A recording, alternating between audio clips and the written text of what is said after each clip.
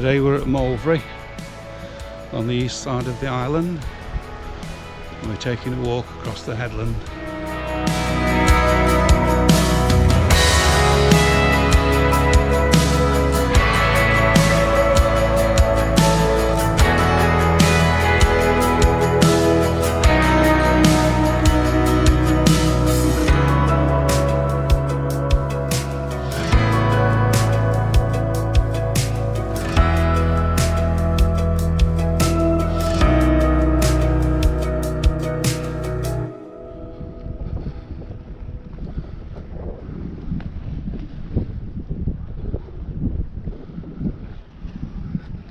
I think he is the most decorated coxswain in the RNLI who came from Moelfre.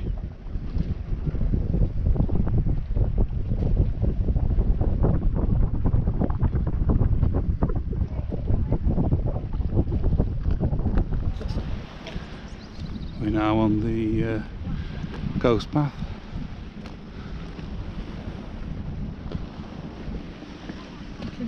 Yeah. That little island is Moelfre.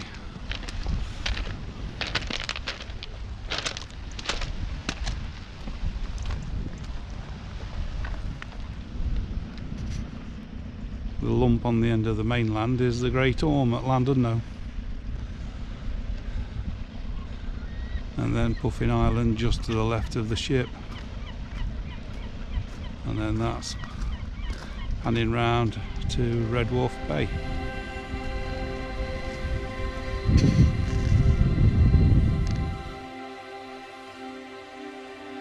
Never had I seen a year going out or a year going on under quieter circumstances. 1859 had but another day to live, and truly its end was peace on that seashore that morning.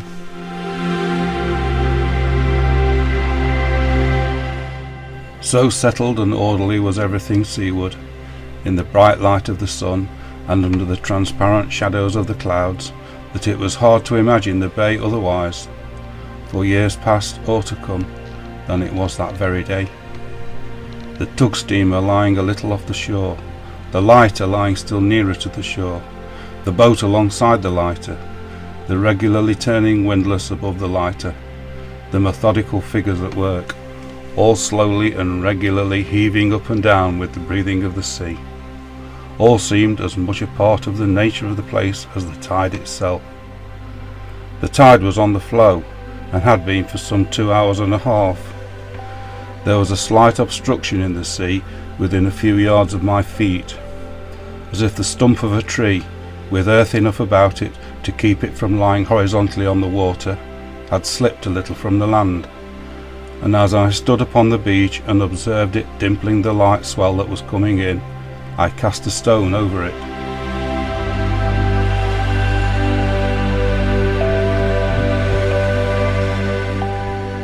O reader, happily turning this page by the fireside at home, and hearing the night wind rumble in the chimney, that slight obstruction was the uppermost fragment of the wreck of the Royal Charter, Australian trader and passenger ship, homeward bound, that struck here on the terrible morning of the 26th of this October, broke into 3 parts, went down with her treasure of at least 500 human lives, and has never stirred since.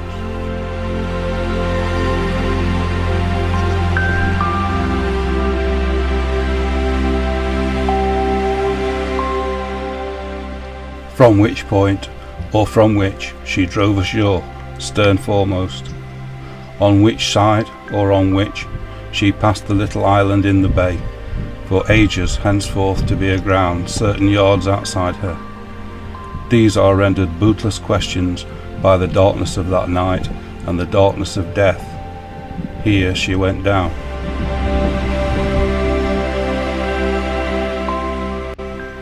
Even as I stood on the beach with the words, "Here she went down," in my ears, a diver in his grotesque dress dipped heavily over the side of the boat alongside the lighter and dropped to the bottom.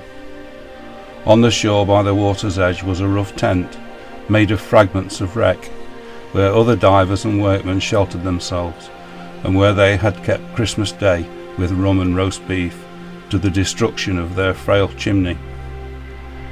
Cast up among the stones and boulders of the beach were great spars of the lost vessel, and masses of iron, twisted by the fury of the sea into the strangest forms. The timber was already bleached and iron rusted, and even these objects did no violence to the prevailing air the whole scene wore, of having been exactly the same for years and years. And so, over the hill slopes, and past the waterfall, and down the gullies where the land drains off into the ocean, the scattered quarrymen and fishermen inhabiting that part of Wales had come running to the dismal sight, their clergyman among them. And as they stood in the leaden morning, stricken with pity, leaning hard against the wind, their breath and vision often failing as the sleet and spray rushed at them from the ever-forming and dissolving mountains of sea, and as the wool which was a part of the vessel's cargo blew in with salt foam and remained upon the land when the foam melted, they saw the ship's lifeboat put off from one of the heaps of wreck. And first there were 3 men in her, and in a moment she capsized, and there were but 2. And again she was struck by a vast mass of water, and there was but 1. And again she was thrown bottom upward, and that one, with his arms struck through the broken planks and waving as if for the help that could never reach him, went down into the deep.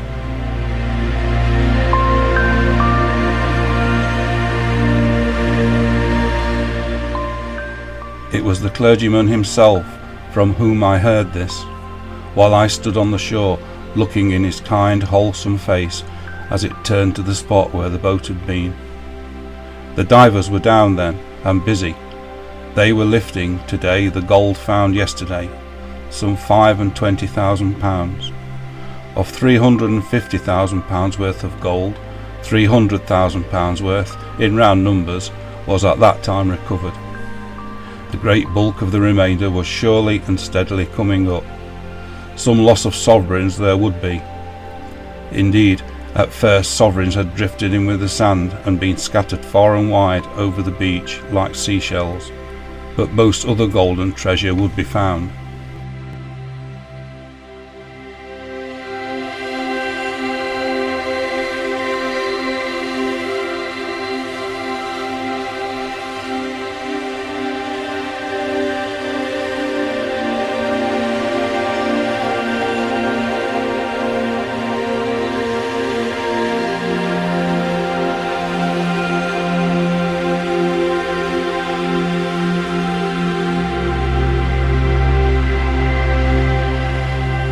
As it was brought up, it went aboard the tug steamer, where good account was taken of it.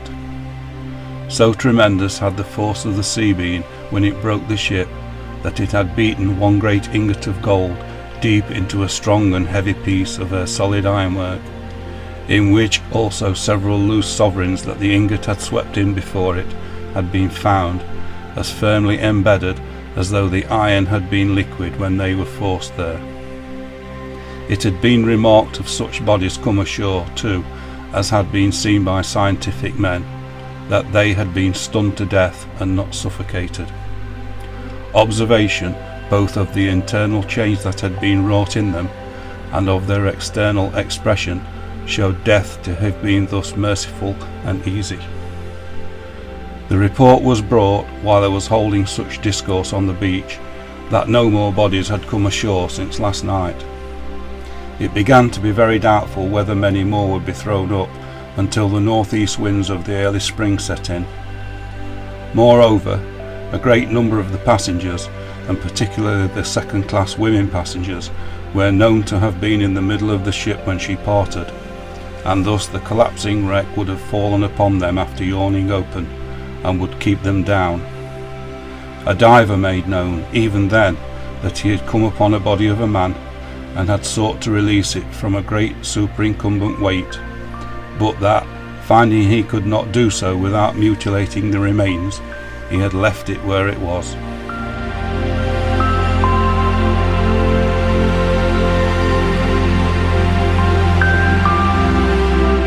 It was the kind and wholesome face I have made mention of as being then beside me that I had purposed to myself to see when I left home for Wales.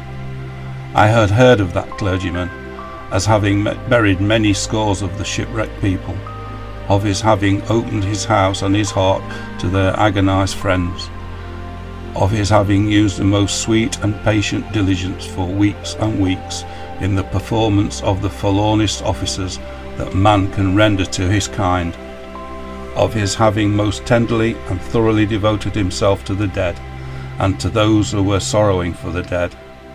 I had said to myself, in the Christmas season of the year, I should like to see that man. And he had swung the gate of his little garden in coming out to meet me, not half an hour ago. So cheerful of spirit and guiltless of affectation as true practical Christianity ever is. I read more of the New Testament in the fresh, frank face going up the village beside me in 5 minutes than I have read in anathematizing discourses, albeit put to press with enormous flourishing of trumpets, in all my life. I heard more of the sacred book in the cordial voice that had nothing to say about its owner than in all the would-be celestial pairs of bellows that have ever blown conceit at me.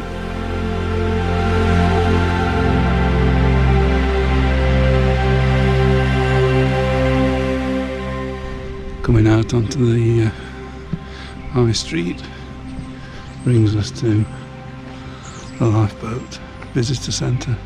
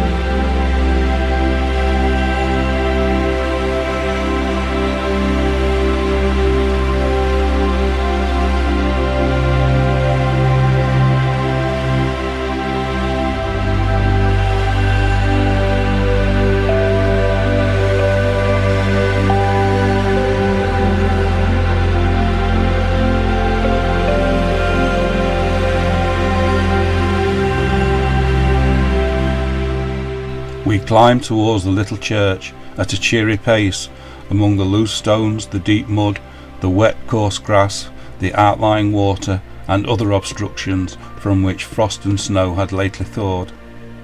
It was a mistake, my friend was glad to tell me on the way, to suppose that the peasantry had shown any superstitious avoidance of the drowned.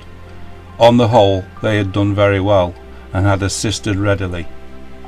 10 shillings had been paid for the bringing of each body up to the church, but the way was steep, and a horse and cart, in which it was wrapped in a sheet, were necessary, and 3 or 4 men, and, all things considered, it was not a great price. The people were none the richer for the wreck, for it was the season of the herring shoal, and who could cast nets for fish and find dead men and women in the draught? He had the church keys in his hand, and opened the churchyard gate, and opened the church door, and we went in. It is a little church of great antiquity. There is reason to believe that some church has occupied the spot these 1,000 years or more. The pulpit was gone, and other things usually belonging to the church were gone, owing to its living congregation having deserted it for the neighbouring schoolroom and yielded it up to the dead. The very commandments had been shouldered out of their places in the bringing in of the dead. The black wooden tables on which they were painted were askew, and on the stone pavement below them, and on the stone pavement all over the church, were the marks and stains where the drowned had been laid down. The eye, with little or no aid from the imagination, could yet see how the bodies had been turned, and where the head had been, and where the feet. Some faded traces of the wreck of the Australian ship may be discernible on the stone pavement of this little church hundreds of years hence, when the digging for gold in Australia shall have long and long ceased out of the land. 44 shipwrecked men and women lay here at one time, awaiting burial. Here, with weeping and wailing in every room of his house, my companion worked alone for hours, solemnly surrounded by eyes that could not see him, and by lips that could not speak to him, patiently examining the tattered clothing, cutting off buttons, hair, marks from linen, anything that might lead to subsequent identification, studying faces, looking for a scar, a bent finger, a crooked toe, comparing letters sent to him with the ruin about him. My dearest brother had bright grey eyes and a pleasant smile, one sister wrote. Oh, poor sister, well for you to be far from here and keep that as your last remembrance of him. The ladies of the clergyman's family, his wife and 2 sisters-in-law, came in among the bodies often. It grew to be the business of their lives to do so. Any new arrival of a bereaved woman would stimulate their pity to compare the description brought with the dread realities. Sometimes they would go back able to say, "I have found him," or "I think she lies there." Perhaps the mourner, unable to bear the sight of all that lay in the church, would be led in blindfold. Conducted to the spot with many compassionate words and encouraged to look, she would say with a piercing cry, "This is my boy," and drop insensible on the insensible figure. In that lonely place it had not been easy to obtain even such common commodities in towns as ordinary disinfectants.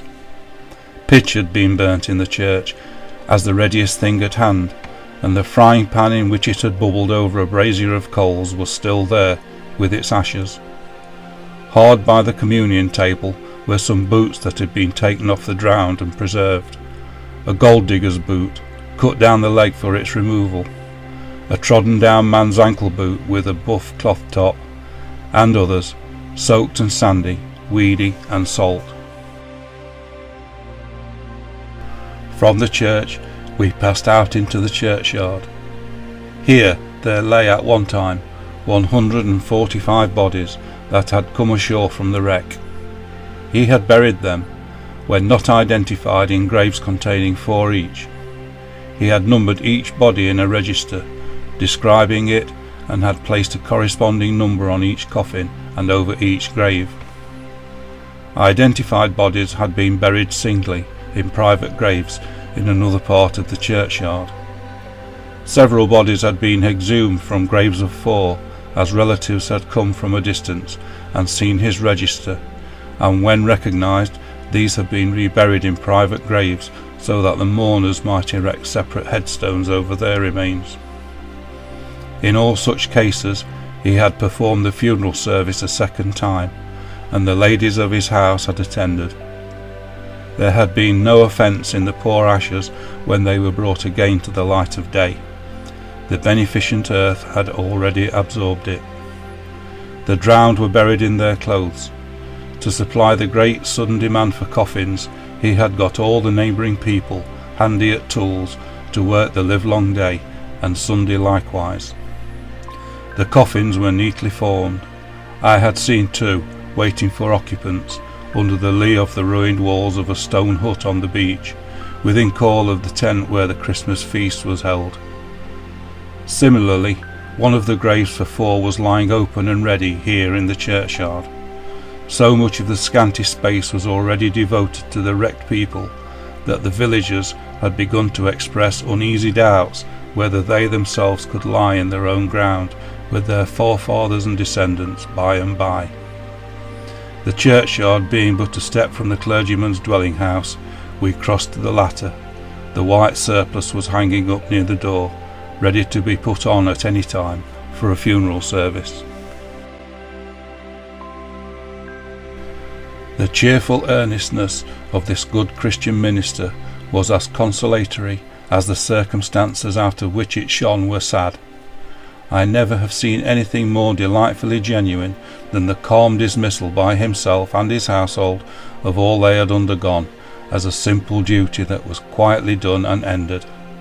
In speaking of it, they spoke of it with great compassion for the bereaved, but laid no stress upon their own hard share in those weary weeks, except as it had attached many people to them as friends, and elicited many touching expressions of gratitude.